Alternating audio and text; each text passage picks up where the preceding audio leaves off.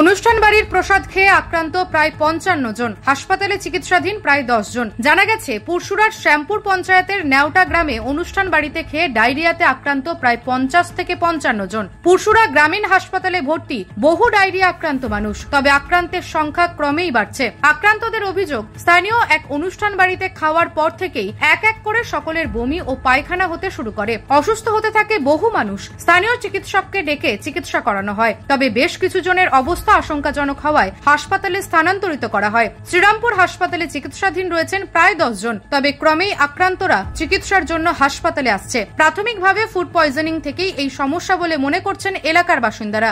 ওই তো ভোগ বাড়িতে নেমন্তন্ন হয়েছিল, ওখানে সবাই দিয়েছিল, সেখানে যাওয়ার পর আর এইরকম পয়জন থেকে হয়েছে কি যাই হোক থেকে হয়েছে, এইটা এই এতজন ভর্তি হয়েছে। এখন পর্যন্ত ৮ জন ভর্তি আছে।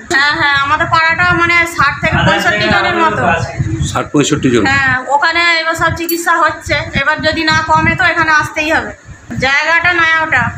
নিউজ আজ বাংলা, পুরসুরা। নিঃসন্তান হওয়ার কারণ স্বামী বা স্ত্রী যে কেউ হতে পারেন। আইভিএফ এর অ্যাডভান্স সায়েন্স আর এক্সপার্ট কেয়ার লক্ষ লক্ষ কাপেলের স্বপ্ন সার্থক করেছে। তাই বন্ধাত্বকে হারাতে আপনাদের অবশ্যই আসতে হবে আরামবাগ প্রাণ আইভিএফ ফার্টিলিটি সেন্টারে। এখানে চিকিৎসা করিয়ে অনেক দম্পতি সন্তানের মুখ দেখেছেন। আমাদের ঠিকানা আরামবাগ বসন্তপুর আমতলা বিবেকানন্দ পল্লী ২ নম্বর রেলগেটের পাশেই। মোবাইল নাম্বার 7865858781 অথবা 7908098172।